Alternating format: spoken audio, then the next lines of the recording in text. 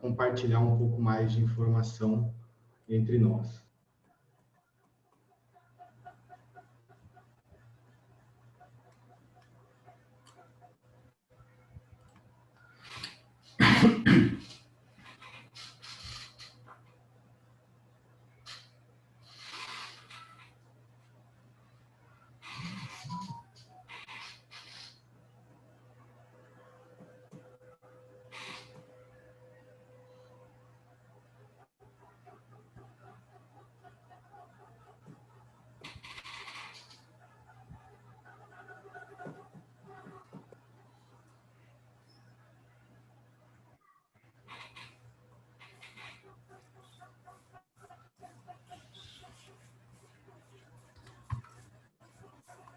Olha lá, nós temos o William Castro, do Rio de Janeiro, o Montedori de Paulínia,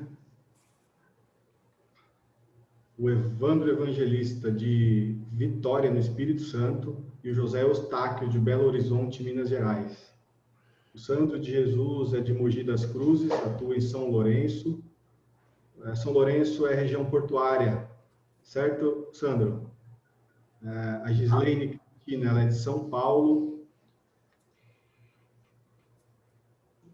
Nós temos online agora 32 pessoas e eu acho que a gente pode já iniciar. Muito boa noite a todos. Eu desejo que todos sejam bem-vindos ao CPFL Soluções Experts. Tá? Eu agradeço a todos os presentes que estão online conosco e aproveito para informar algumas funcionalidades da plataforma Zoom. Tá? O microfone de todos os participantes ele ficará silenciado. Quem tiver dúvidas, perguntas, sugestões, pode utilizar o botão QA, que fica no canto inferior direito. O chat está habilitado para todos. Ele fica na barra de ferramentas do Zoom.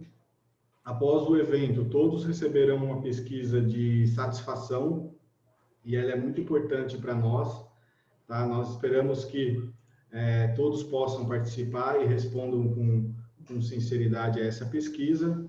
E eu agradeço, enfim, agradeço a todos, não só os que estão online, como também os palestrantes, por terem aceito o convite e por terem aceito esse desafio que me foi proposto em parceria com a CPFL, de realizar um evento para falar sobre paradas de manutenção preventiva, que é um tema muito importante e recorrente para a indústria. E, assim, a gente fica um pouco nervoso diante de um evento online. É um assunto que é do domínio de todos os participantes, do meu inclusive, mas eu tenho a companhia de 3 profissionais de carreira brilhante, com formações acadêmicas que eu vou descrever um pouco mais no detalhe, e eu conto com esses 3 profissionais para que eles me ajudem a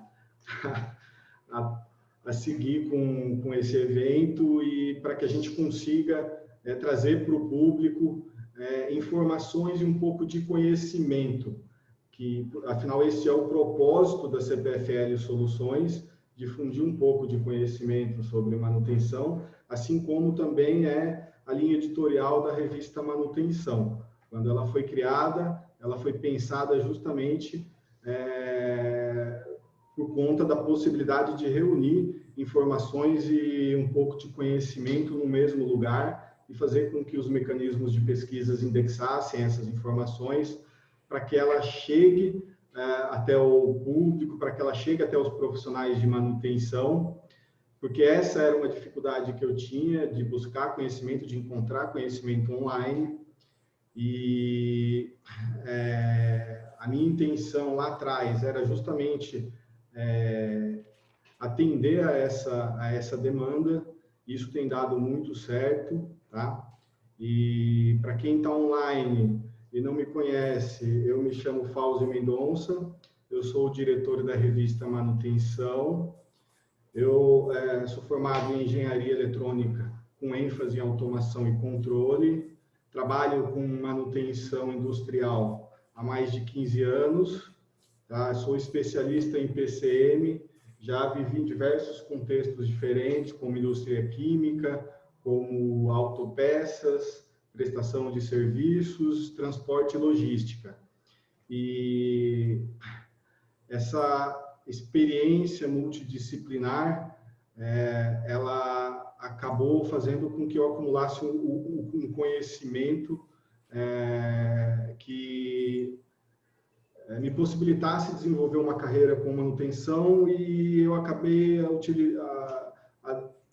juntando a minha profissão e a minha carreira com um hobby, que era, na época, web design, e isso tudo me possibilitou criar o canal pelo qual vocês tomaram conhecimento deste evento e pelo qual vocês vão conhecer esses 3 grandes profissionais. Tá?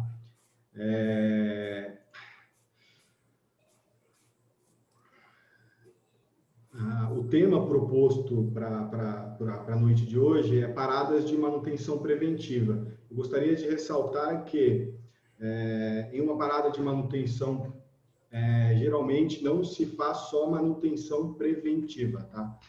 Numa parada de manutenção também acontecem outros tipos de manutenção, como manutenção corretiva, melhoria. Estou certo, Eberson? O Eberson acabou de confirmar que sim. Uma parada de manutenção, geralmente ela tem um foco maior, sim, preventiva, mas ela não é exclusivamente planejada e programada para que se faça somente a manutenção preventiva. Muitas vezes ocorre a necessidade de iniciar-se um projeto, de fazer uma melhoria, de dar vazão numa carteira de serviços de manutenção corretiva.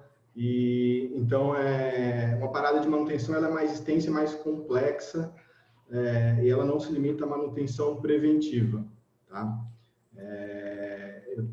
Eu conto com os 3 participantes hoje para que a gente consiga abordar a manutenção e as paradas de manutenção, tanto do aspecto estratégico ao aspecto operacional, passando pelo aspecto da tecnologia e da inovação, e sem deixar de falar da segurança, que é primordial numa parada de manutenção e em todas as atividades que envolvem manutenção industrial. Eu gostaria de convidar o Eberson, tá? O Eberson, que é formado em engenharia elétrica pela PUC, ele é especialista em desenvolvimento de projetos na área de engenharia elétrica, gás natural, óleo diesel, assim como na geração e cogeração de energia elétrica fotovoltaica. O Eberson, ele representa neste evento, como consultor técnico, a CPFL Soluções, que é uma subsidiária da CPFL Energia e que atua com soluções para gestão, mercado livre, infraestrutura e serviços na área de geração, transmissão e distribuição de energia. Boa noite, Eberson, tudo bem? Boa noite, tudo bom? Tudo jóia? Eu fiz uma chamada breve sobre o assunto, e é um tema que é um pouco complexo, e ele envolve muitas variáveis. Nós temos paradas de manutenção de diversos tipos. Eu mesmo já participei tanto do planejamento como da programação de diversos tipos de parada de manutenção, e eu gostaria de iniciar esse debate contigo, perguntando para você qual é a importância, Eberson, das paradas de manutenção em sistemas de geração, transmissão e distribuição de energia elétrica, dado que esse tipo de parada, ele geralmente é o último a ser programado, porque ele desliga toda uma planta, ele desliga toda uma fábrica, e geralmente ele é o mais complexo e a mais importante etapa de uma parada de manutenção. E eu gostaria de saber qual é a importância e o que você tem a nos dizer a respeito desse tipo de parada de manutenção. Bom, boa noite a todos, né? Agradecer aos participantes, né? Aos colegas também que vão participar na relação das questões, né? Alô? Alô? Estão me ouvindo? Pode falar. Posso falar? Bom, eu vou trazer um contexto, uma linha do tempo, tá? A gente entender aqui e fazer um fechamento para te dar a resposta, Afonso. Ok. No passado, quando a gente fala de geração, transmissão e distribuição, a gente está falando de um contexto muito amplo, né? Então, a gente está falando da cadeia completa, né? E é a CEP, é o Sistema Elétrico de Potência, né? Então, no passado, ocorriam, cara, inúmeras paradas inesperadas, né? Longos períodos de interrupção de fornecimento de energia, vários blackouts, né, os famosos apagões. As equipes de campo levavam muito tempo para identificar o local da falta, né? Isso ocasionando pelas grandes extensões de rede, né? Redes extensas, tanto na distribuição quanto na transmissão, né? Principalmente para os casos também de alimentadores rurais. Então, quando a gente olha hoje, a realidade é outra, né? O sensoramento das usinas de geração, das redes de transmissão e de distribuição, em conjunto com o sistema de monitoramento, das informações técnicas e dos indicadores de qualidade de energia, agregou mais inteligência ao setor elétrico como um todo, possibilitando um planejamento detalhado dos planos de manutenção preventiva e também mais agilidade nas intervenções de campo, com o tempo reduzido. Além, é claro, né, dos benefícios diretos nos indicadores de manutenção e de fornecimento de energia. Tá? Então, na linha do tempo, quando a gente olha para o futuro, né, e esse futuro está aí, a inserção massiva de novas fontes renováveis, principalmente eólica e solar, por serem fontes intermitentes, requer uma atenção redobrada quando a adoção de sistemas de monitoramento robusto em tempo real, em todo o sistema elétrico de potência, né? Esses novos sistemas, somados à inteligência artificial, trarão tomadas de decisão muito mais rápidas do ponto de vista de gestão e técnico, né? Manobras, despachos, controle e estabilidade do sistema, além de fornecer com mais rapidez informações antecipadas para o planejamento das paradas programadas de manutenção preventiva. Tá? Então, fechando e respondendo a pergunta, as paradas programadas, né, de manutenção preventiva, ela tem o objetivo principal de garantir segurança, elevar a confiabilidade, disponibilidade dos equipamentos para o fornecimento de energia elétrica, desde a geração, transmissão e distribuição. E, claro, devendo estar sempre pautado em uma constante evolução gerencial, sistêmica e computacional. Ok? Ok, Emerson, muito bom. Esse paralelo entre o passado, o presente e a projeção do futuro, ele é importante porque ele traz uma reflexão que nos ajuda a quebrar um paradigma que a gente até já conversou sobre isso em uma outra ocasião, que é aquele paradigma de que manutenção é uma despesa, né? Quando na realidade ela é um investimento. A manutenção, no passado, por exemplo, dos sistemas elétricos, como você mencionou, ela sofreu muito com aquela questão dos apagões, ela acabava sendo tratada como uma despesa e isso mudou, tá? Para quem é do setor elétrico, é mais fácil de entender o que foi que mudou. Para quem não é exatamente do setor elétrico, de geração, transmissão e distribuição, é um pouco difícil de entender o que foi que mudou de lá para cá. O que você me diz sobre isso? O que foi que mudou com relação à manutenção nesse tempo todo? Inteligência. Foi colocado mais inteligência embarcada em cima do CEP, né? Quando eu falo CEP, é desde sensor termopar nas turbinas de geração, sensores de distância nas linhas para poder identificar ponto de falta, né? E também a inteligência artificial que já está entrando agora com força, né? Então, essa modernização, quando a gente pega aí, não vai longe, estamos falando de 15 anos, 20 anos para cá, trouxe mais agilidade, né? Redução de custo, porque despacho de equipe para campo, tempo reduzido nas ações, né? Tudo isso está envolto a quê? A tecnologia, a evolução da tecnologia. Tá? Entendi. Modernização é uma palavra-chave nos dias atuais e para manutenção, para engenharia de manutenção, ela é primordial. Hoje a gente fala muito em tecnologia, inovação. Nós estamos praticamente com o pé direito dentro da internet das coisas. Nós estamos já fazendo uma transição para a indústria 4.0, uma transição que na Schneider já aconteceu, e eu agradeço a Patrícia, com quem eu vou conversar logo na sequência, por ter me convidado para conhecer o CD Inteligente lá de Cajamar. Foi uma experiência muito boa. Eu vi ali a aplicação de muita tecnologia que você comentou agora, Everson. Claro que num ambiente um pouco diferente, um ambiente mais interno, né, indoor, mas é a mesma tecnologia que você comentou que está sendo utilizada na geração, transmissão e distribuição de energia.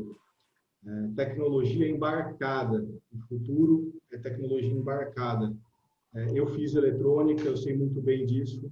O hardware tem reduzido cada vez mais, tudo tem se transformado em software, o software tem ganhado muito valor, e eu vi a aplicação tanto de hardware como de software feita com maestria dentro de um CD inteligente, e eu me surpreendi com o que eu vi lá, e é uma tecnologia que é aplicada lá justamente em sistemas elétricos. Eu vi uma cabine primária sendo monitorada através de um tablet.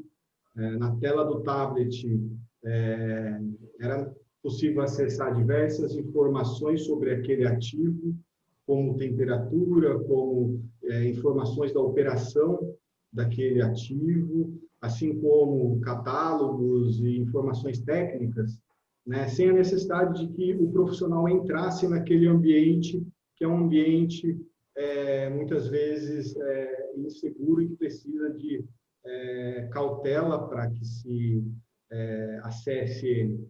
Então, eu aproveito o assunto, o tema que foi direcionado por ti, Everson, para tecnologia e inovação, para apresentar a Patrícia Cavalcante, que é formada em engenharia elétrica pela Universidade Mackenzie.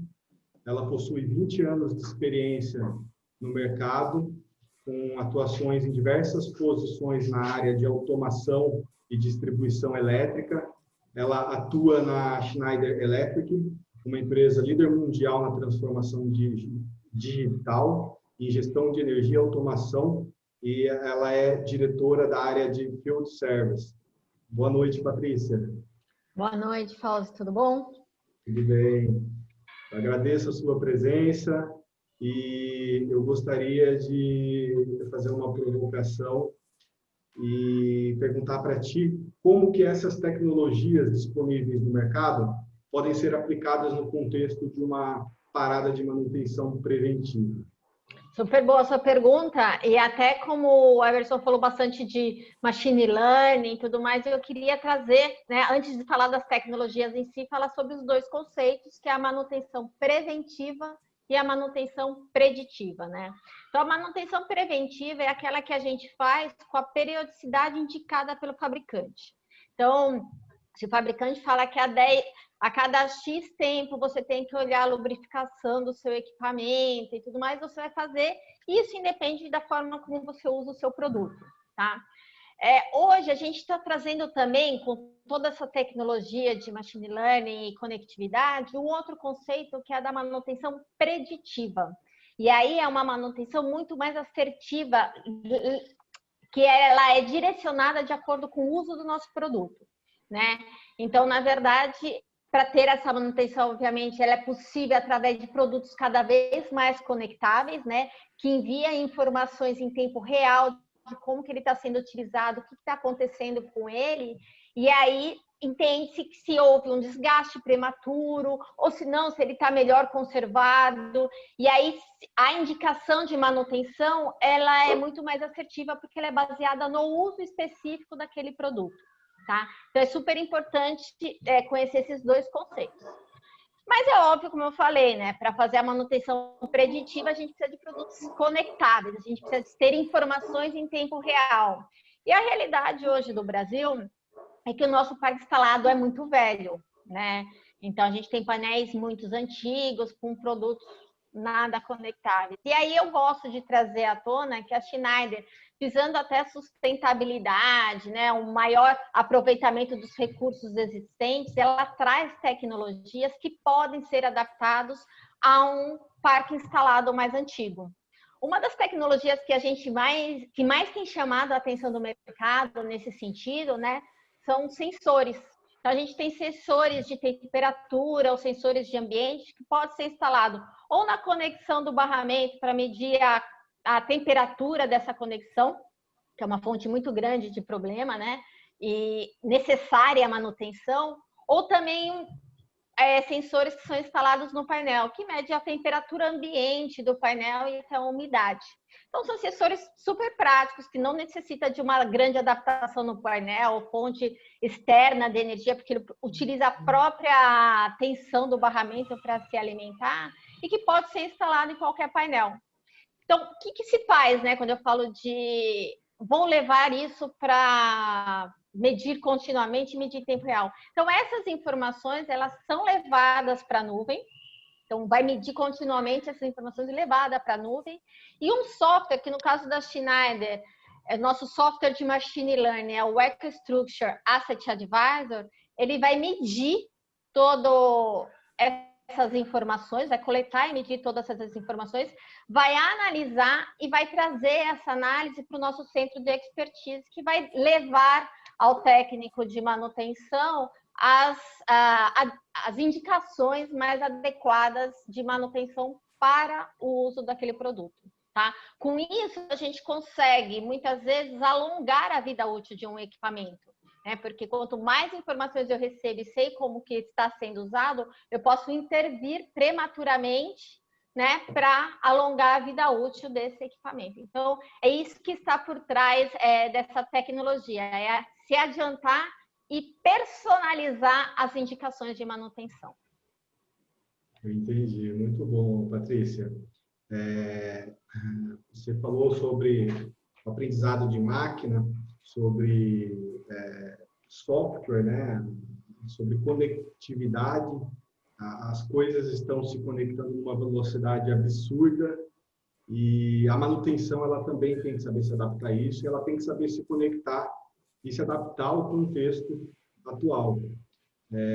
Há muito tempo atrás, a manutenção ela era só corretiva, ela passou a ser preventiva, na linha do tempo da evolução da manutenção industrial. Quando ela passou a ser preventiva, ela era preventiva periódica, né? E nós tínhamos um problema muito grande com relação a planejar somente planos de preventiva periódica. Por quê? Porque muitas vezes você tinha, eu vou citar um exemplo para tentar descrever algo um pouco complexo. Às vezes você tinha dois equipamentos, dois ativos iguais, idênticos, mas você tinha, vou dar um exemplo de uma talha elétrica de corrente, mas você tinha um que o operador preferia utilizar ele um pouco mais, porque o botão da botoeira de acionamento era um pouquinho mais macio.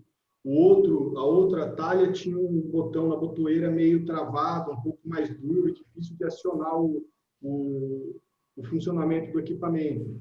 Então, os operadores eles utilizavam com mais frequência um único equipamento, ou seja, dentro de um período de 3, 4, 6 meses, por exemplo, aquele equipamento ele ele necessitava de um maior número de manutenção.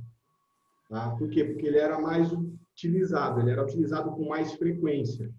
Então, a manutenção preventiva ela teve que romper com esse paradigma da periódica, e foi aí que se iniciou a manutenção preventiva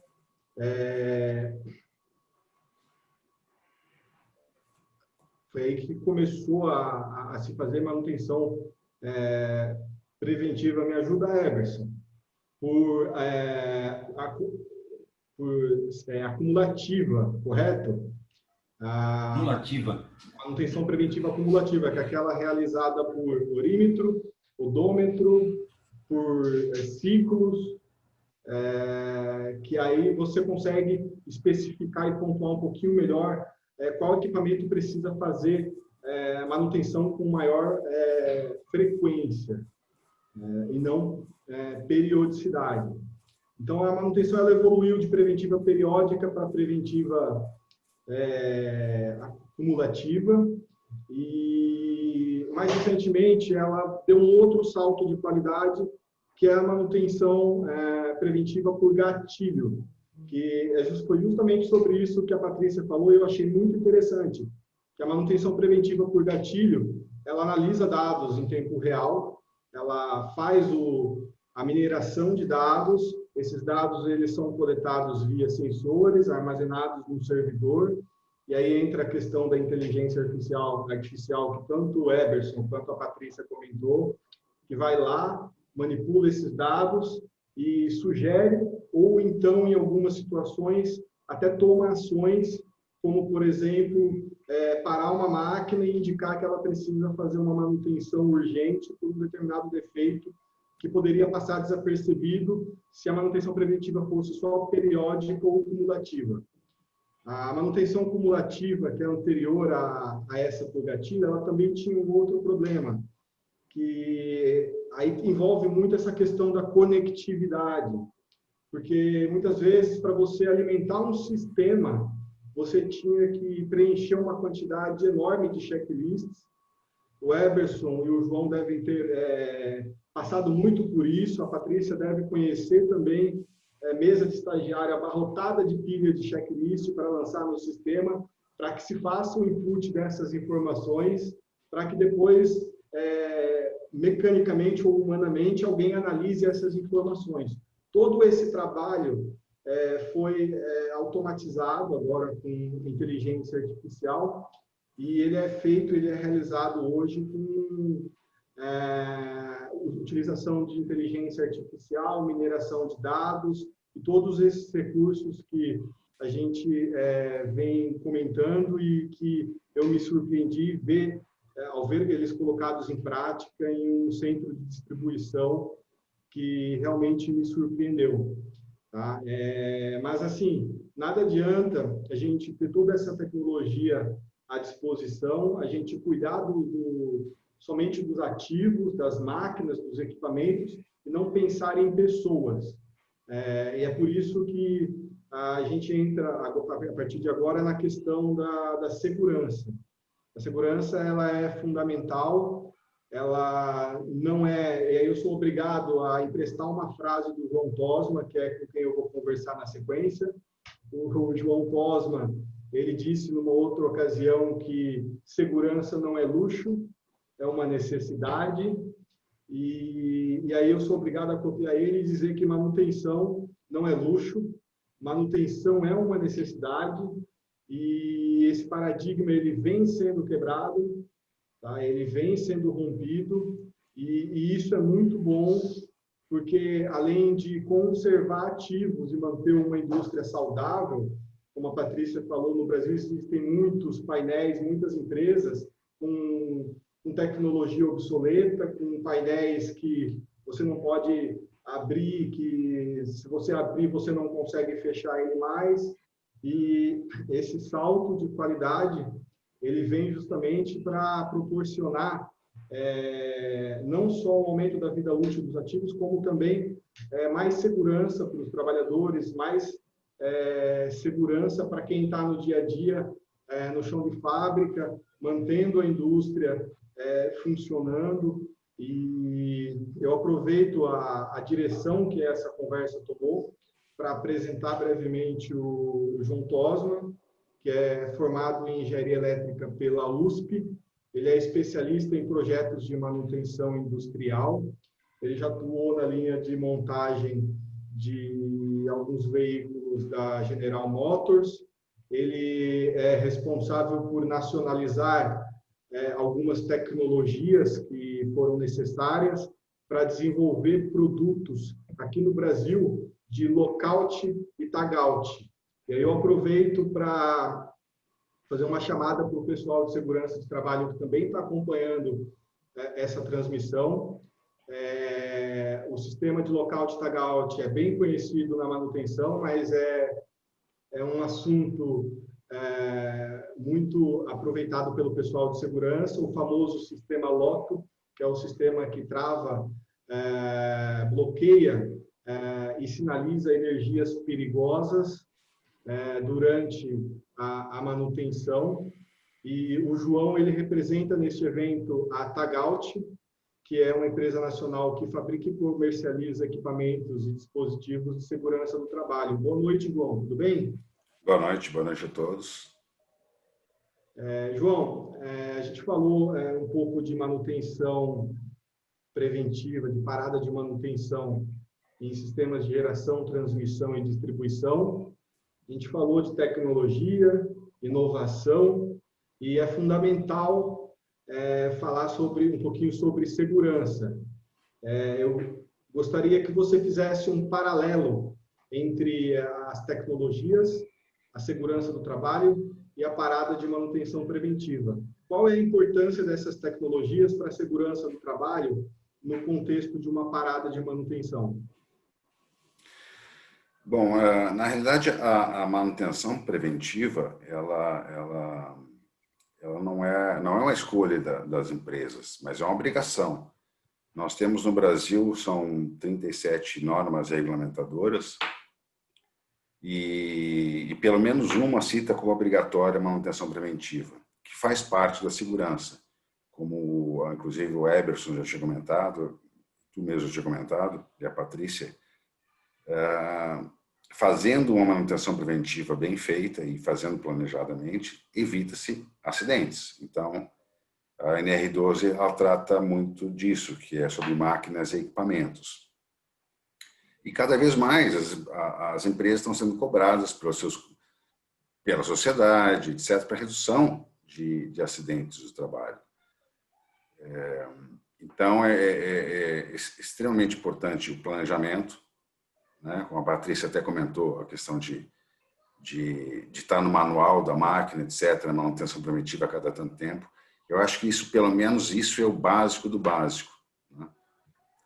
Fora isso, a gente vê no Brasil, principalmente, uma quantidade enorme de pessoas que faltam preparo, faltam treinamentos adequados para a segurança, ou então não entendem a real necessidade de uso de EPIs, de uso de EPCs, de cumprir um checklist, que o Fausto até falou, a quantidade de checklist, mas é uma forma de evitar acidentes, não tem jeito. E o planejamento, eu acredito que seja a melhor forma para evitar acidentes, né? Porque uma manutenção preventiva,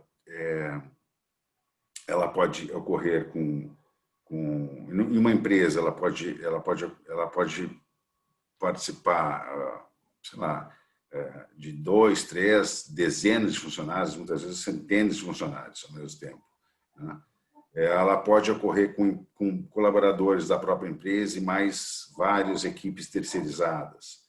Ela pode acontecer em horas, dias, semanas. Então, a complexidade é muito grande. Quando nós vimos e observamos que, juntando tudo isso, várias equipes trabalhando ao mesmo tempo, em vários dias, precisa uma coordenação muito bem feita.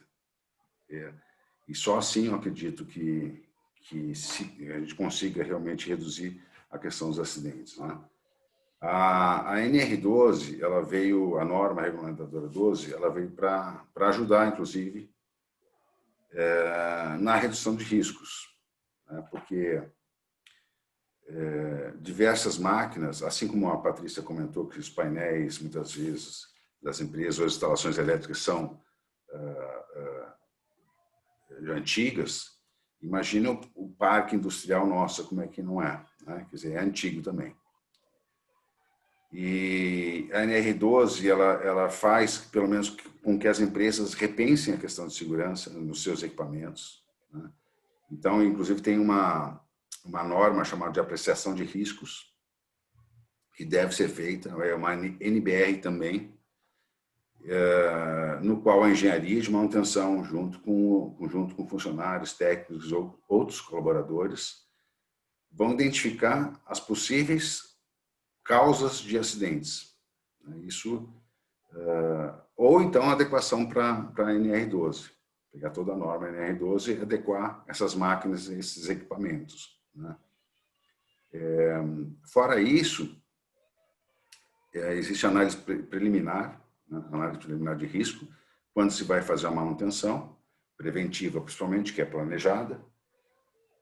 E essa análise preliminar de risco, então, ela é feita de forma a, como o nome já diz, evitar os potenciais riscos e conhecê-los, conhecer esses riscos e eliminar completamente a possibilidade de um acidente. Então, isso é feito de forma sistemática, ou deveria ser feito, pelo menos, né? E, para completar, depois tem ainda a permissão de trabalho. Quer dizer, a permissão de trabalho ela vem a complementar a análise de risco, principalmente para as questões que envolvem riscos eminentes, assim, de altura, ou riscos químicos, ou queimaduras, ou explosões, ou espaços confinados, etc.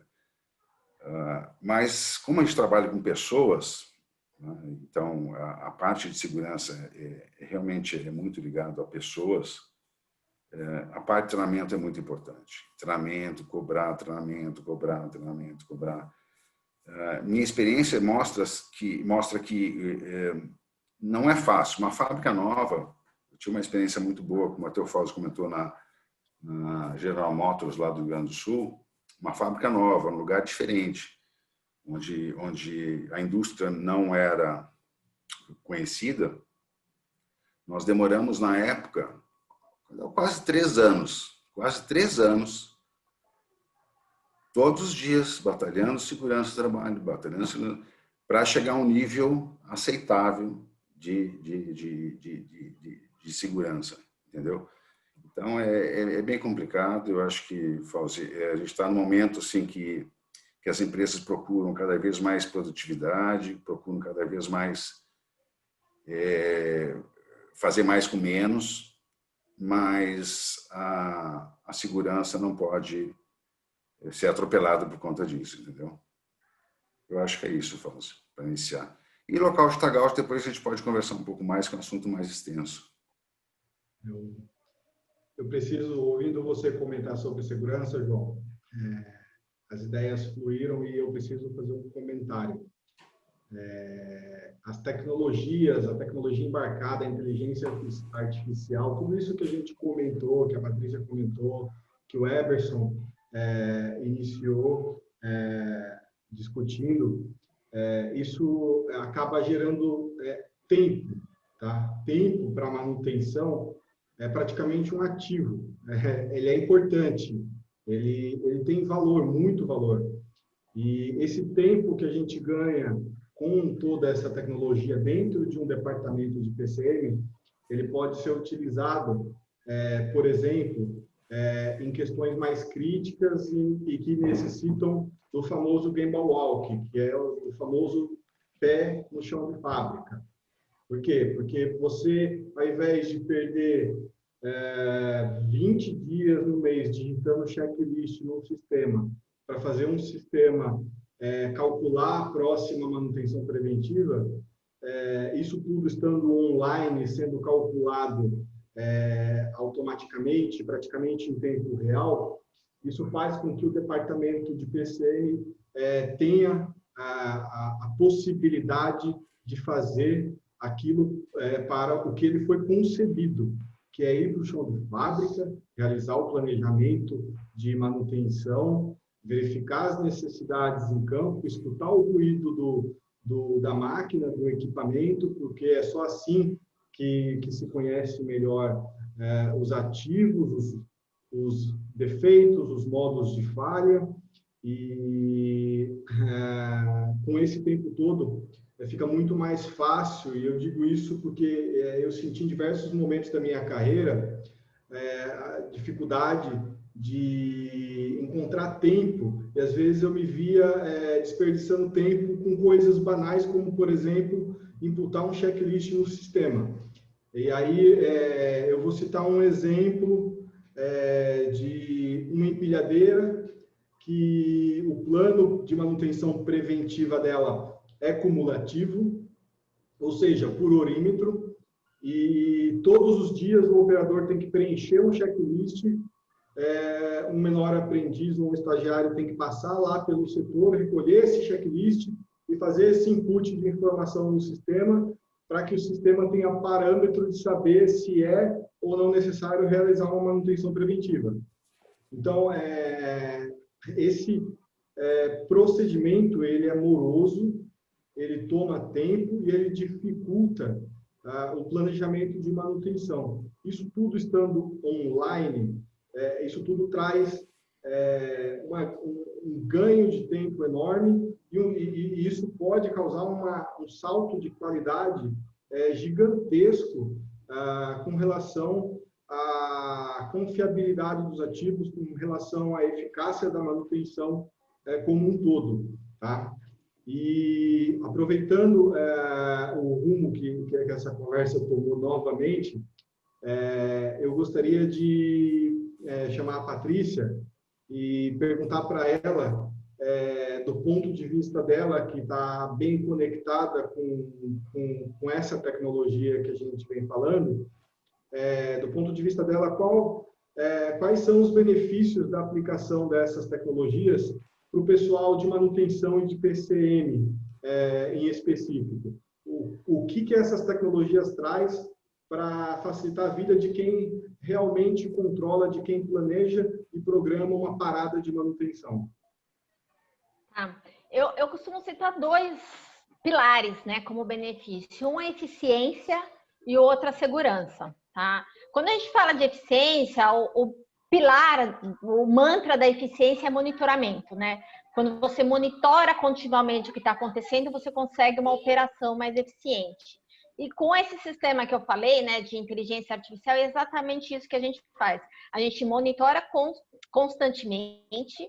E aí a vantagem é que a gente tem diversos produtos com a mesma situação de instalação conectado, né, no mundo todo. Então a gente também usa bases comparativas de, sei lá, um disjuntor instalado numa indústria siderúrgica aqui no Brasil, com outro disjuntor em outros países naquela mesmo tipo de aplicação. Como eles se comportam? Né? E aí a gente consegue entender se aquele disjuntor específico está tendo ou não um envelhecimento precoce. Então, eu consigo trabalhar para que aquele produto seja mais eficiente, ou seja, tenha a eficiência esperada, né, para aquele tipo de produto. Então, o monitoramento é o pilar da eficiência, né, que é um dos propósitos que a Schneider traz para o mercado, a eficiência energética.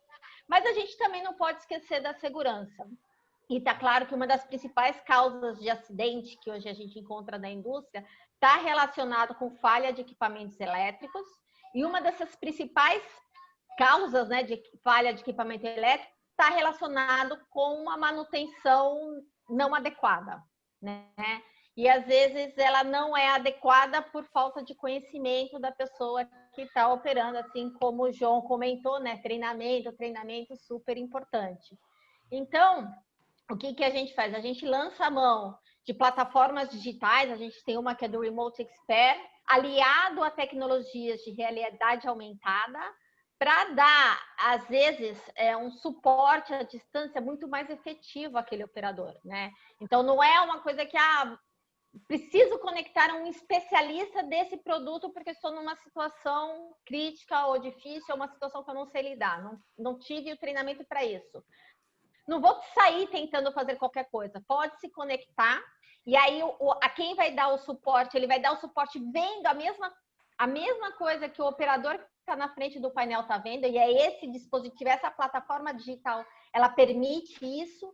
Então, o suporte vai ser muito mais efetivo. Então, a primeira coisa é segurança para dar, mesmo quando não conhece. E a realidade aumentada também traz aquele outro ponto que você comentou, né?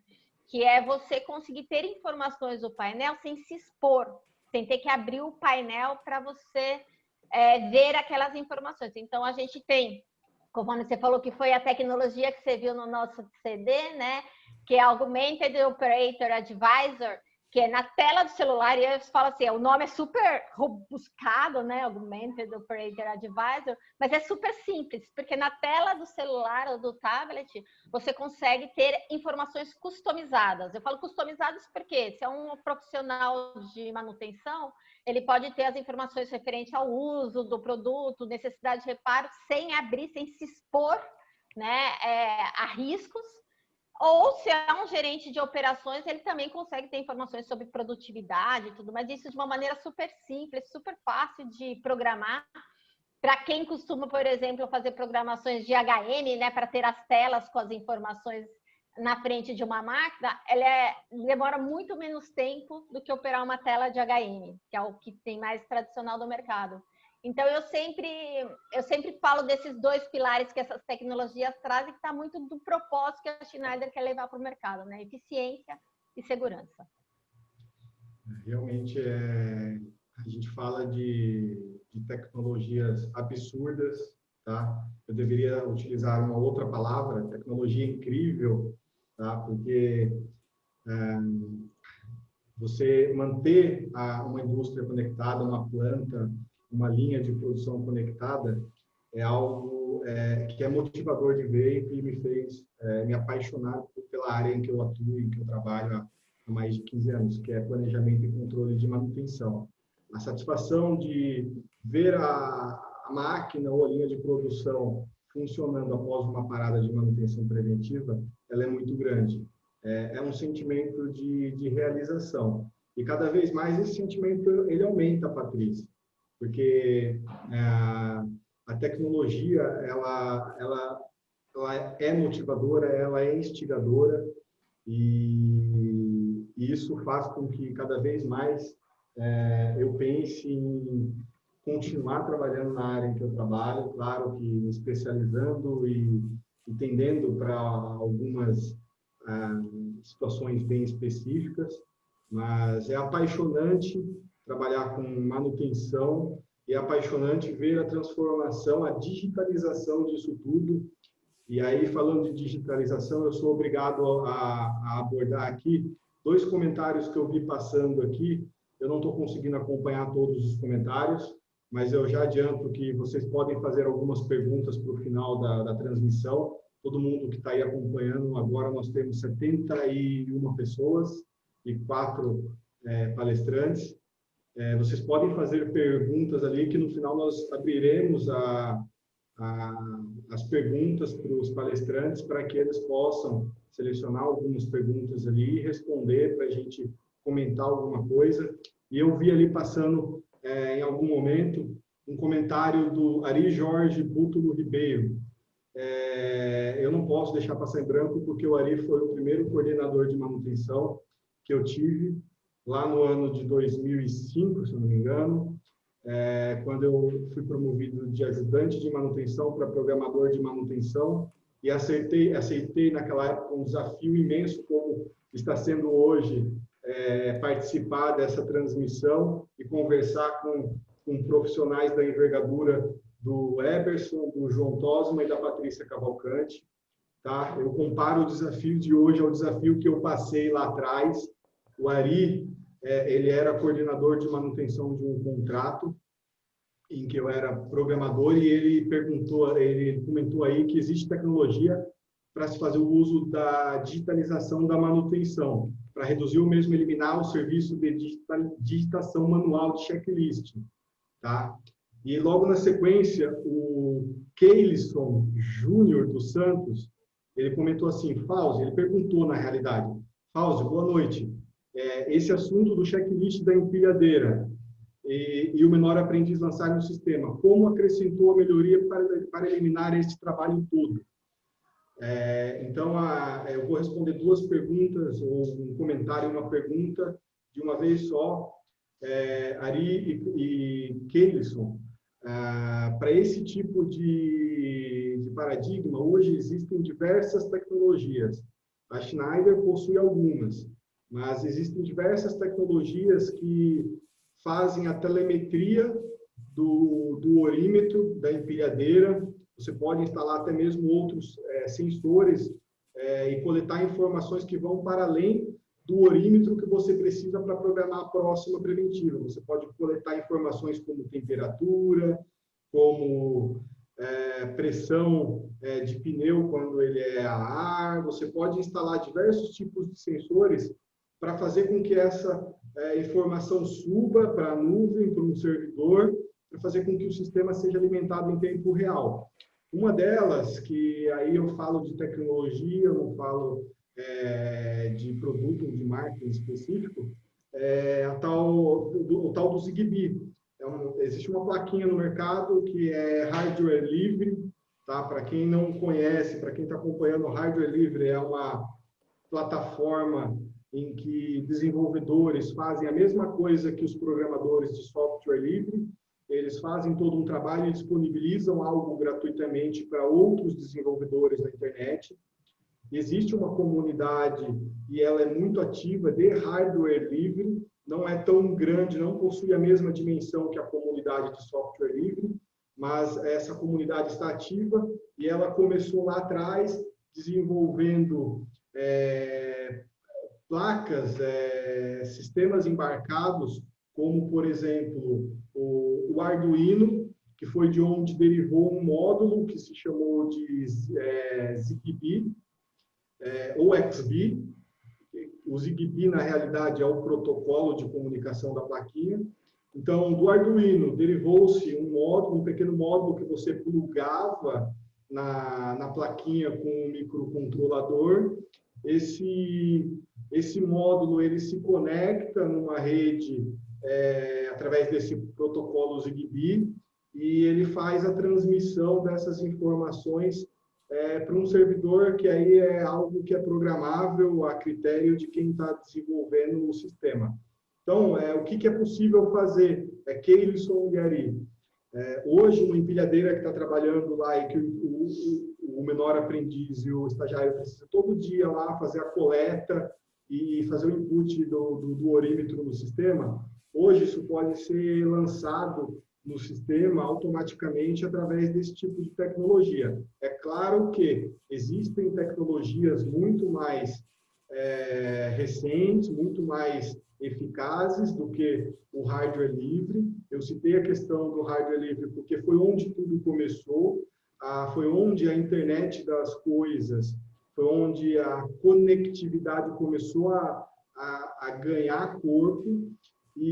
Mas eu sei que existem hoje tecnologias muito melhores, outros protocolos, outras placas que tem alguma coisa já que eu testei, que é plug and play praticamente. Você pluga e aquilo já se conecta a partir de uma simples configuração que você faz de software, muitas vezes pela web mesmo, pela própria internet, através de endereço de IP.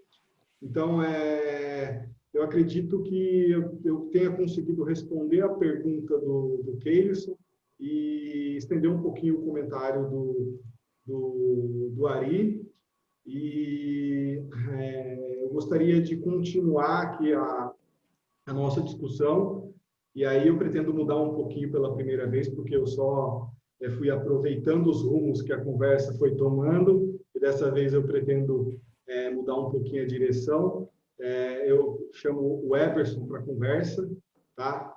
E eu gostaria que ele comentasse a respeito do que os gestores e o pessoal de planejamento e controle de manutenção podem e devem fazer para facilitar a gestão de pequenas, médias e grandes paradas de preventiva. E Se eu soltar o mudo aqui. Bom, vamos lá. O tema manutenção, né, há anos, ele foi visto como custo, igual você comentou, chegou a comentar alguns minutos atrás, né? Só que de alguns anos para cá, as empresas vêm trabalhando de forma diferenciada, né? Enxergando a manutenção não só como custo, mas sim como uma parte integrante do conjunto para agregar valor aos resultados da empresa. Isso é muito importante. Nesse contexto, os gestores, os planejadores, né, têm buscado se aprofundar no tema, tá? Cada vez mais, de forma a se atualizar em conceitos e procedimentos para adotar e aplicar dentro do chão de fábrica, né? O que precisa ser fomentado cada vez mais nesse ambiente é o termo engenharia de manutenção, tá? Por que eu trago isso? Em qual contexto? Da antecipação às ocorrências, da modernização, da digitalização e da inteligência artificial, tá? Esses drives, eles auxiliarão os gestores e os planejadores a obter, aqui, a colega Patrícia citou 2 pilares, né? Eu trago mais 2, que seria a confiabilidade, a economia, previsibilidade e eficiência dos ativos, né? Então, seria isso. Esses drives vão auxiliar os gestores a trazer esses pilares para o negócio, né? Caso a empresa não possua equipe própria específica para o tema ou terceiriza as atividades, né, de OEM no seu sistema elétrico de potência, ela precisa buscar, os gestores precisam buscar parceiros não triviais, mas que auxiliam na construção conjunta, né, de uma estratégia bem estruturada e moderna de manutenção. A palavra moderna aqui novamente, Fausto, né? E nesse contexto, eu queria colocar que é o seguinte: a CPFL Soluções, através do seu portfólio de serviços especializados e dos seus modelos de contratos emergenciais, pontuais ou plurianuais para a OEM, de subestação de alta, de média, de linhas de transmissão, fornece, né, assessoria técnica na gestão dos ativos, planejamento customizado para cada tipo de planta e segmento industrial, comercial e de geração, né?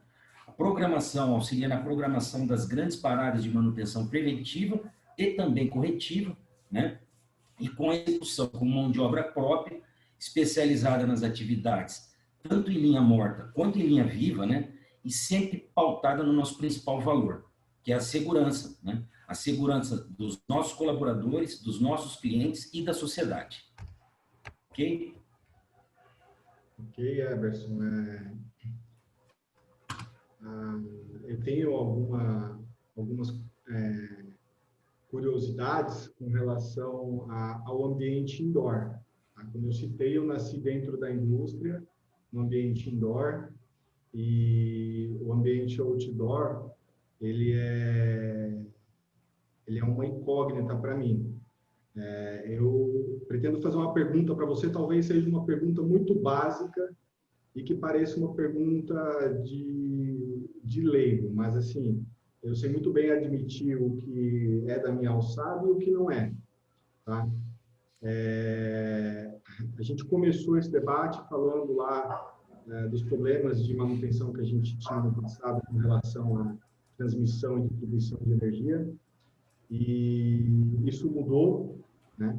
Acredito que a CPFL Soluções ela entra como um parceiro estratégico para a indústria nesse sentido de contribuir para que as paradas de manutenção tenham o pessoal qualificado para realizar elas sem riscos, principalmente mitigando riscos tanto de segurança quanto operacional. Mas assim, a minha curiosidade no passado, quando a gente tinha lá em uma rede de transmissão uma falha, efetivamente, se fala muito em falha e manutenção, porque manutenção é a mitigação de falhas, né? A eliminação é praticamente impossível, mas você consegue mitigar e reduzir ela a níveis aceitáveis. E lá no passado, quando você tinha uma falha em uma rede de transmissão e não tinha sensores para monitorar essa rede de transmissão, como que se fazia o diagnóstico dessa falha. Essa curiosidade eu não posso deixar passar e eu não vou ser orgulhoso o suficiente para emitir ela. Eu quero aproveitar o ensejo para saber. Os técnicos em manutenção, eles tinham que percorrer toda a rede procurando pela falha? A depender de quantos anos atrás, sim, né? Mas depois do relé de distância, depois do relé de distância facilitou muito, né? Antigamente, por exemplo, quando a gente fala de ambiente externo, né, não indoor, as redes são gigantescas, né? Então, era bem complicado. Mas depois já começou a surgir, né, sistemas que você conseguia fracionar ali, né?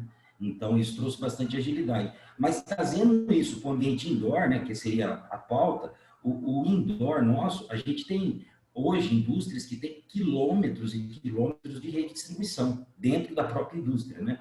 Quando a gente, por exemplo, fala de média tensão, você tem uma criticidade de uma série de fatores que podem ocorrer. Quando você fala em 130, à medida que você vai subir no nível de tensão, você vai reduzindo o número, né, de falhas, vamos dizer assim. Então, quanto mais baixa a tensão, mais falha tem. Quanto mais alto o nível de tensão, menor é o nível de falha e melhor a qualidade de energia, né? Mas até dentro da própria indústria, isso aí era um problema, né? Era um problema porque a inspeção era visual, né? Hoje você tem inspeção por drone, o drone já faz a transmissão de dados direto para a plataforma, né? Então, isso é muito, muito importante. Antigamente, não. Antigamente era lanterna. Se acontecesse à noite, por exemplo, o cara tinha que correr o trecho, lanterna, né? Aí saber se era um animal na rede, fechou curto, né? Tinha que correr mesmo. Hoje você já consegue mapear e fracionar isso. Mas um ponto importante, que a gente está falando de modernização, digitalização, mas tem um ponto de atenção muito importante. Quando se fala do chão de fábrica, a gente tem N setores, né? E geralmente, quando a gente vê esse movimento no começo de 2000, que estava sendo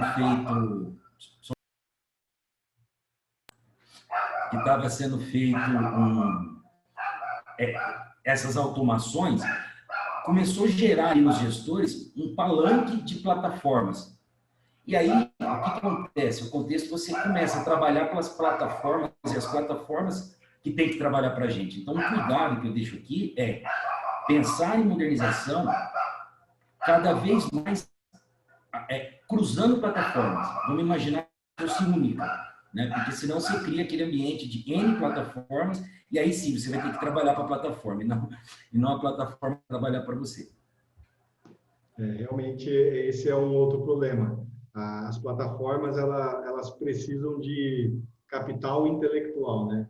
As empresas, elas falam muito em capital financeiro, em capital humano, e com toda essa digitalização, acredito que venha a surgir aí uma demanda muito grande por capital intelectual. E nesse sentido, as empresas, e a manutenção em si, ela vai ter que trabalhar muito a questão do desenvolvimento. Do desenvolvimento de pessoas, treinamentos, cursos. O que você acha, Eberson? É bem por aí mesmo, né? O capital intelectual, né? Vai ter cada vez mais, e as empresas também de tecnologia pensarem numa forma de trazer isso, né? Cada vez mais presente para o ambiente industrial. Eu falo porque a gente visita muito indústria, você vê lá, na mesa da gerência ali de gestão e manutenção, você tem a tela do supervisório da linha de produto, você tem a tela do gerenciador de energia, você tem a tela do sistema de baixa tensão. Daqui a pouco você cria ali, cara, uma série de sistemas, mas nenhum conversa. E aí esse é um problema, né? Então é um desafio, né? É um desafio que a gente tem que buscar cada vez mais superar, né? Desculpa a cachorrinha aqui, começou a latir muito. Acontece. Eberson, eu como profissional da área, eu já enfrentei algumas situações e já presenciei situações de parada de manutenção um pouco complicadas. Uma delas, por exemplo, foi uma parada de manutenção mal planejada, em que um prestador de serviços acabou deixando de atender a empresa dentro do prazo, para atender um outro cliente maior e de um porte mais avantajado. E eu, como profissional de PCM, eu enxerguei ali naquela ocasião que eu presenciei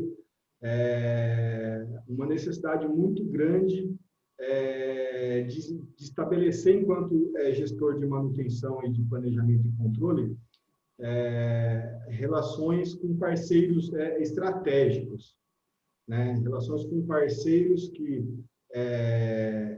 venham realmente para mitigar riscos operacionais e de segurança e que forneçam garantias. E nesse contexto, eu acredito que a CPFL Soluções, ela traz algumas soluções para que os gestores de manutenção, para que os planejadores e programadores se sintam confiáveis.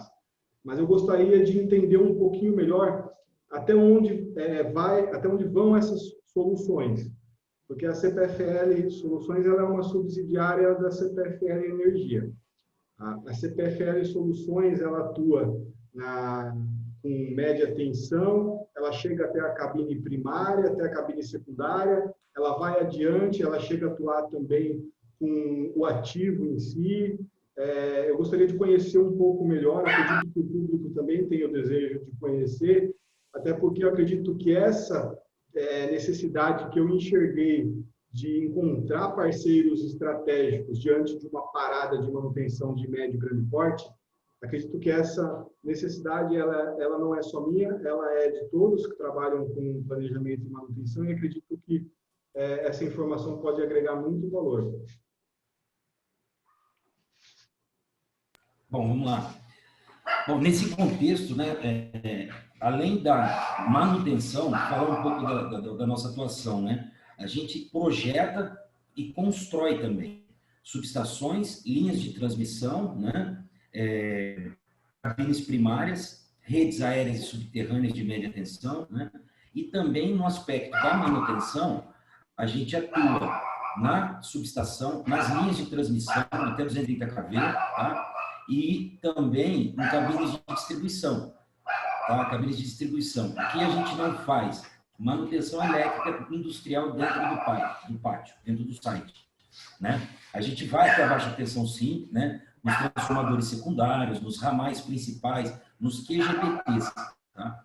Então, a gente pega desde a entrada até ali a alimentação do QGBT, inclusive o QGBT, tá? E hoje nós atuamos com um time de 2.400 funcionários próprios, né? Seletistas da CPFL Soluções, né?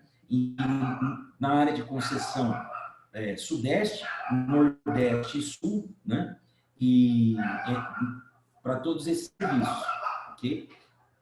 Ok, eu entendi, eu compreendi, Anderson.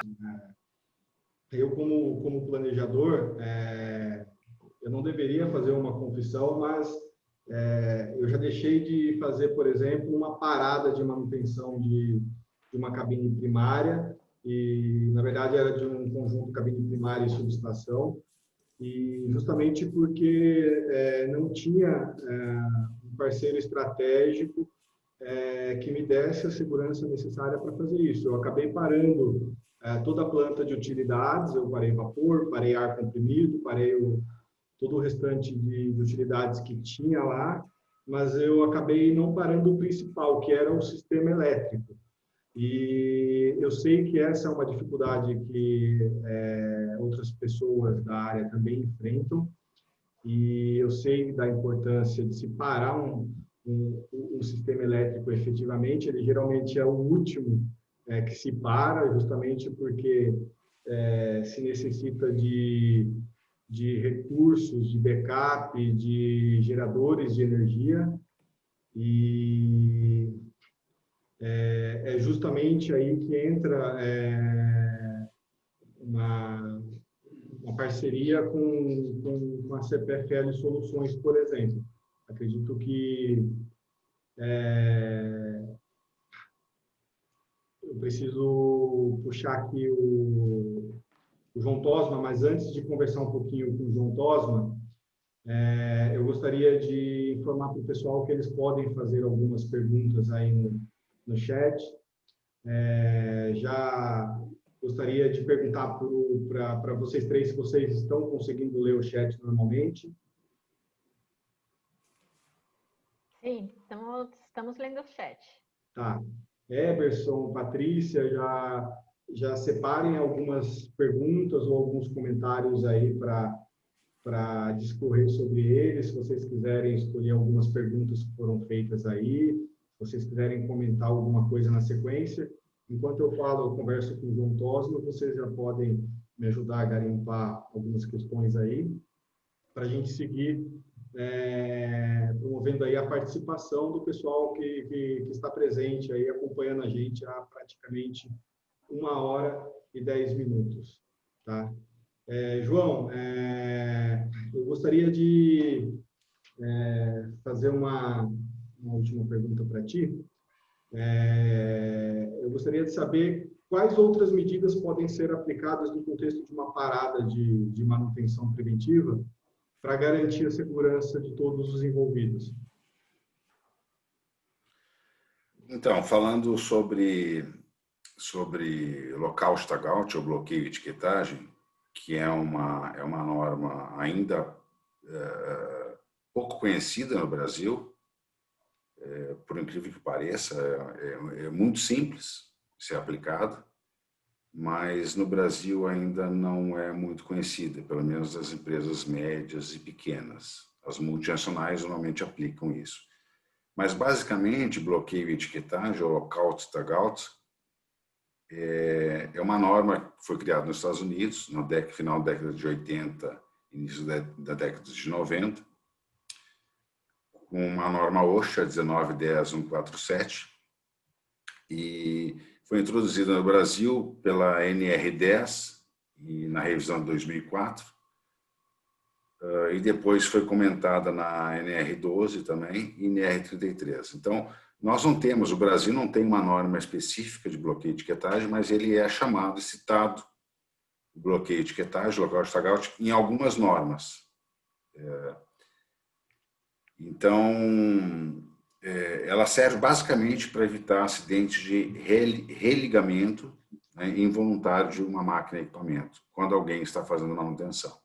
Eu tenho diversos assim, de exemplos, não vou estender muito, mas é muito simples, quer dizer, alguém vai fazer uma manutenção no equipamento, considerado muitas vezes perigoso, uma prensa hidráulica, uma máquina injetora de plástico, etc., vai fazer manutenção, normalmente se deve, né, desligar as fontes de energia, verificar se elas estão desligadas, bloquear, travar os disjuntores ou as fontes de energia e lá fazer manutenção tranquilamente,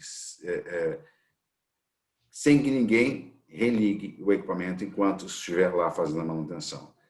Isso é o básico. Então, nós temos assim duas situações. Primeira situação é a parte voltando à parte de planejamento, né? Inclusive a norma americana, que normalmente o Brasil, como não tem uma norma específica, a gente usa muito critério americano da OSHA. E basicamente a OSHA cita o processo como se fosse um PDCA, né? Em que o primeiro elemento do processo de implantação para bloqueio de etiquetagem seria um procedimento.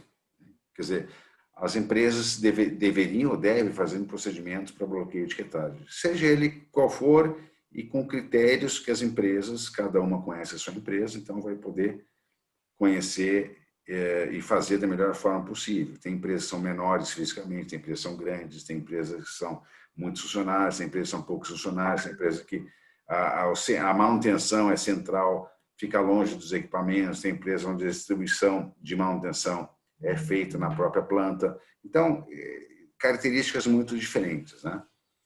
Mas o procedimento bem feito, com as instruções de trabalho bem elaboradas, é o primeiro passo. Depois, o segundo passo é um treinamento. Não um treinamento, são vários treinamentos, e esses treinamentos realmente precisam acontecer e precisa todo mundo entender o que precisa ser feito, porque senão não adianta nada. E por fim, uma auditoria frequente desse sistema fazendo essa auditoria de forma frequente, né, a gente consegue, os profissionais conseguem identificar os problemas que acontecem, porque são inúmeros problemas. A gente está falando de bloqueio de etiquetagem, mas em algumas empresas, não estou falando de empresa pequena, empresa grande. A gente abre um painel elétrico de média tensão, tem lá barramento de cobre nu exposto, quer dizer, isso acontece, é o dia a dia das empresas. E aí tem empresas querendo fazer bloqueio de etiquetagem e não estão longe de uma norma NR10, entendeu? Ou vai fazer um bloqueio num disjuntor que não funciona, ou numa porta que a manopla está quebrada, ou um disjuntor motor que não tem um knob específico para fazer o bloqueio, ou, enfim, uma seccionadora antiga que não tem possibilidade de fazer o bloqueio. Então, são muitas coisas para ajustar, né? Além da parte documental, procedimental, treinamento, auditoria, depois existe a parte dos dispositivos. Então, a Tagout é especialista em fazer implantação de uma forma geral, né? Inclusive dando treinamento, auxiliando no procedimento, dando treinamento, programando auditorias e fornecendo os dispositivos. Por que isso? Porque a gente vê assim, a necessidade de muitas empresas compram, sei lá, os cadeados, etiquetas, dispositivos de bloqueio para válvulas, para disjuntores, etc. E simplesmente não usam, ou porque não sabem, ou porque não acham muito importante, ou porque falta um treinamento da maneira como deve usar regularmente. E muitas vezes esses dispositivos, esses equipamentos ficam lá na sala de alguém, pegando poeira e não são usados. Então, nosso trabalho, o trabalho da Tagout é fazer com que realmente os procedimentos sejam bem feitos e sejam executados de uma maneira que realmente evitem os problemas. São procedimentos simples, não são complexos, são muito simples, mas depende muito das pessoas. A parte de tecnologia que vocês estavam comentando, tanto a Patrícia quanto o Eberson, para a parte de bloqueio e etiquetagem, essa parte de tecnologia ainda está bem aquém do que poderia ser, né? A gente vê, por incrível que pareça ainda, né? A gente falando de tecnologia, mas a gente vê empresas grandes, de porte grandes, economizando verba para fazer um bloqueio de etiquetagem, por exemplo. Ou não tendo budget da empresa um valor, muitas vezes, irrisório, né? Muitas vezes um sistema complexo aí de implantação do sistema não custa talvez o valor de um disjuntor de média tensão. Quer dizer, então a gente está pondo os colaboradores em risco por um custo muito pequeno, eu acredito, entendeu? É claro que dá para complicar mais, dá para ser bem mais assertivo. Por exemplo, existem bloqueios em grupo. Esses bloqueios em grupo, eles são feitos normalmente em manutenções preventivas, onde se usam caixas de bloqueio, né? E para ter certeza que quando o último colaborador termina o serviço, aí sim pode fazer o religamento dos equipamentos, energia, a água, a pressão diária, etc. Entendeu? Mas é isso.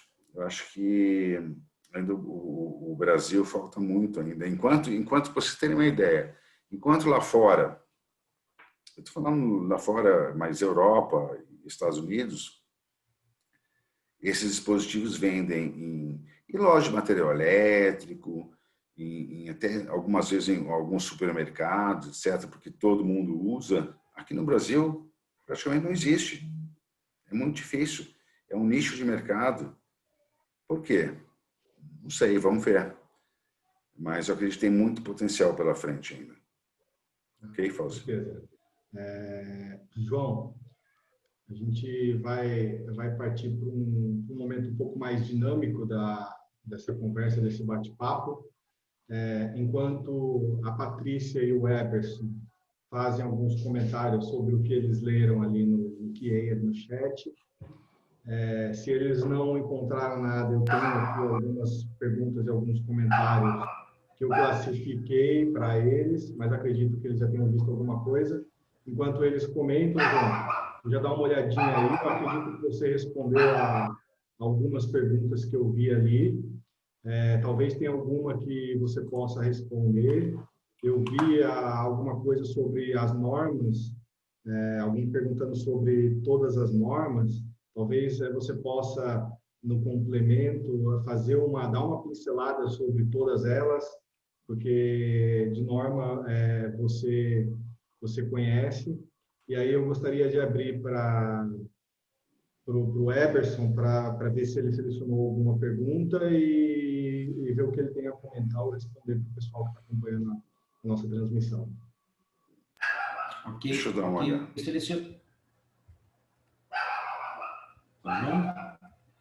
Bom, vamos lá. Eu selecionei sim, tá? A pergunta da Tássia, né? Na verdade, um comentário aqui da Tássia Camilo, né? Ela coloca, na minha experiência de manutenção, eu percebo que muitos profissionais se apoiam na ideia de que normas deixam em aberto o entendimento. Então, acreditam que podem fazer mais ou menos e alegar que foi compreensão da norma. Achei bem interessante, curioso, né? Porque eletricidade não tem cheiro e não tem cor, né? Aí, eu veria isso com uma questão mais de gestão, porque eletricidade não é brincadeira. Ou é ou não é, não existe mais ou menos, né? Então, esse é o comentário que eu queria fazer. Eu achei bem interessante, porque é exatamente isso que acontece, né? E outro ponto é uma pergunta que fala sobre o 5G, né? O que o 5G vai trazer aí em relação a essas questões da conectividade e tal, né? O 5G, na verdade, é o 5G DSS, né? Que do inglês, da sigla inglesa, é o compartilhamento dinâmico de espectro, né? É a evolução da rede. Evolução, mas não só. Evolução, por exemplo, da 3G, da 4G, agora vem a 5G. Elas trabalhavam o quê? Elas trabalhavam velocidade dos pacotes, né? Do envio dos pacotes em menor tempo, né? E agora, o 5G vai trazer outras melhorias. Ele vai revolucionar, porque ele vai trabalhar também com objetos em tempo real conectados, tá? Então, isso não só para a indústria, mas para redes, smart grids, né? Cidades inteligentes. Então, isso vai trazer muita, mas muita evolução mesmo, tá? E, consequentemente, para a indústria também, ok? Fauzi, tem algumas questões aqui. Por exemplo, quais as normas que um profissional do setor precisa estar a par? A questão é bloqueio de etiquetagem. Eu acredito assim, normas brasileiras, principalmente a NR10. Então, se vocês puderem entrar no site da Tagaut, inclusive tem a NR10, tem sublinhado ou marcado quais são os itens da norma que são pertinentes à parte de bloqueio de etiquetagem. Tá? A NR12 também está lá no nosso site. E se quiser baixar também, fazer o download da norma OSHA, traduzida já. A gente tem no nosso site, ela tem integral. E depois tem a traduzida, é a norma 1910-147 da OSHA americana. Ok? E tem outra da Thaís aqui, que ela pergunta se engloba informações sobre obrigações do bloqueio de etiquetagem. Na realidade, a NR10, ou as normas brasileiras, falam muito pouco sobre bloqueio de etiquetagem. Praticamente falam que, olha, precisa pôr alguma coisa, um sistema que bloqueie e o colaborador fique com uma chave ou que só ele possa abrir e tem que colocar uma etiqueta dizendo que ele está lá fazendo basicamente só isso, entendeu? Então, é muito pouco pelo que pode ser feito, entendeu? Então, lá também no nosso site tem alguns procedimentos padrões, etc., e que de comentários sobre a NR12 é importante conhecer. Eu acredito que tem algumas normas aqui no Brasil que foram revistas aí nesse ano, 2020, 2019 para 2020 foram revistas. Dentre elas, a NR10 e a NR12,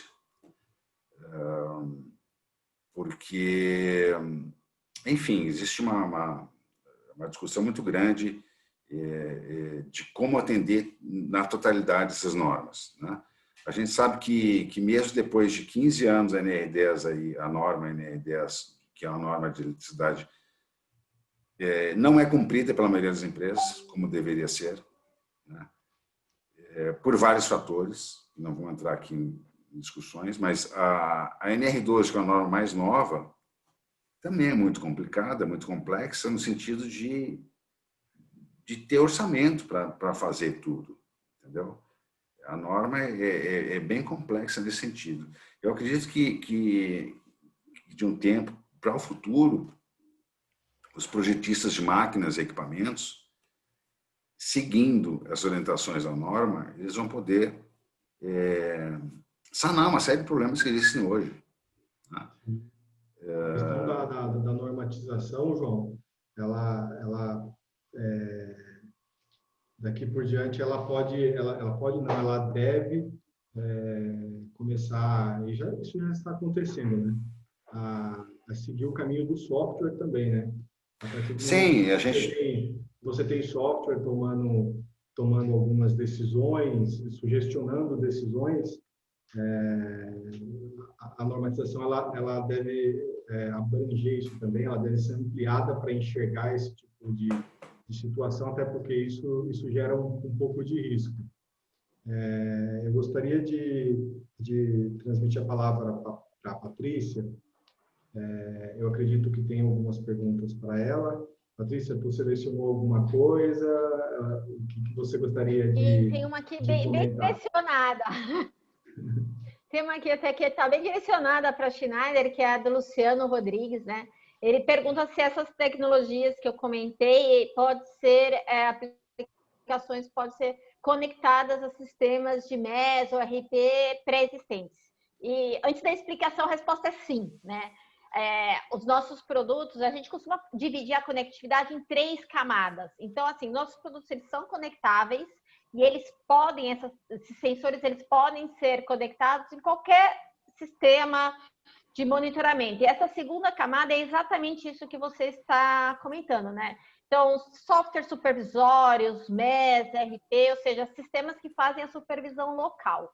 Então, quando você utiliza esses produtos conectáveis num sistema local, é super interessante que você já começa a se beneficiar de informação em tempo real, você já começa a ter informações mais constantes sobre o produto. Agora, tem a terceira camada, que foi aquilo que eu falei mais durante a apresentação, que é a questão do advisor. Ou seja, quando além de você só ter essas informações em tempo real, é você conectando ao seu MES, seu sistema supervisório, você também conecta um advisor, você se beneficia do tal do machine learning, né? Que é usar realmente um sistema que usa toda a inteligência de outros aparelhos conectados ou de especificações do produto para dar informações ainda mais precisas sobre o seu produto. Então, tem esses três níveis, né, de conectividade, e você, dependendo da situação da sua indústria e tudo mais, você faz o seu planejamento aonde você vai chegar. Então, hoje, primeiro, tendo os produtos conectáveis, conectando ao seu supervisório, e aí sim eu acho que vale a pena pensar em conectar um advisor. É isso aí. Eu acho que é essa aí, acho que a gente cobriu a maioria das perguntas, né? Ô, Fausto, eu posso responder 2 perguntas ainda aqui? Pode, João. A gente já está chegando a 1h30 de transmissão e está chegando dentro do planejado. Eu só peço que você seja breve. Tá. Assim, tem uma do Adriano Campi que pergunta se posso definir na minha empresa, através de procedimentos internos, somente a utilização da etiqueta, da etiquetagem, ou a obrigatoriedade de também ter um sistema de bloqueio físico. O que a norma brasileira fala, né? Ou exige? Que seja físico, o bloqueio seja físico e tenha etiqueta também. Porém, há uma ressalva, que se o equipamento não tiver possibilidade de fazer um bloqueio físico, temporariamente é possível fazer só com a etiqueta. Mas eu recomendo fazer os 2 já direto, porque a gente sabe que vou trocar uma manopla porque ela não tá quebrada, ou porque ela não dá adequação, ou porque ela não consegue. Eu recomendo já fazer diretamente. Então, respondendo essa pergunta. E a outra ele pergunta se gostaria de plantar o programa, mas não sabe por onde começar. Eu acredito que essa é a questão que a gente mais ouve. As pessoas ligam muitas vezes para a empresa, o que eu faço? Né? Parece ser simples, pegar um cadeado, uma etiqueta, um bloqueio, mas por onde eu começo? Por onde eu saio? Liga lá, a gente tem solução para vocês. Não é difícil, não é difícil. Também não é fácil, porque trabalhar com pessoas, e nesse caso a gente vai trabalhar muito com pessoas, né? A automatização está chegando nessa área, com software, RFID, realidade aumentada, etc. Mas a gente está falando do básico é seguir procedimento. As pessoas seguirem os procedimentos, E isso é muito difícil fazer aqui no Brasil. Aliás, eu acho que qualquer lugar do mundo. Eu preciso fazer um breve comentário, tá? Acredito que a gente tenha conseguido reunir profissionais de envergadura para tratar de um tema extremamente importante. Agradeço a esses 3 profissionais por terem aceito o desafio, assim como eu aceitei o desafio proposto pela CPFL Soluções. Gostaria de agradecer a Adriane, a Luísa e a Mariana, que trabalharam nos bastidores do planejamento deste evento. Elas me deram uma certa liberdade para compor e para até mesmo utilizar um pouco de criatividade no planejamento da noite de hoje. Elas foram essenciais para que tudo ocorresse conforme planejado, a não ser o horário que eu acabei de passar um pouquinho do que a gente havia planejado, mas acredito que a importância, a qualidade das informações que foram compartilhadas no dia de hoje, elas são importantes, elas ficarão gravadas, elas serão compartilhadas, e esse é o propósito para o qual nasceu a revista Manutenção, é o propósito para o qual a CPFL Soluções me desafiou. O desafio foi aceito, com um pouco de receio, ele está cumprido. Eu agradeço a vocês 3 por terem me ajudado a conduzir com todo o conhecimento e com toda a bagagem que vocês possuem acumulados. E eu acredito que fiquem abertos aí a possibilidade para que a gente realize novos eventos como este, para que a gente selecione outros temas abrangentes, para que a gente consiga cumprir essa missão de levar um pouco de conhecimento para o público da revista Manutenção, para o pessoal de manutenção, para o pessoal do setor elétrico, para o pessoal de automação industrial, assim como para o pessoal de segurança do trabalho. Eu considero essa transmissão encerrada. Agradeço a todo o público que esteve presente. Nós estamos já partindo para o encerramento com praticamente 50 pessoas online. Quem começou com a gente praticamente terminou com a gente. Isso significa, isso é uma evidência de que o que aconteceu aqui realmente foi interessante, é de qualidade, e no mais eu agradeço a todos e até o próximo evento, e peço que todos acompanhem a revista Manutenção, porque será por lá que nós conduziremos e divulgaremos os próximos. Uma boa noite a todos. Boa noite. Boa noite a todos. Obrigado. Até a próxima. Boa noite, tchau. Tchau.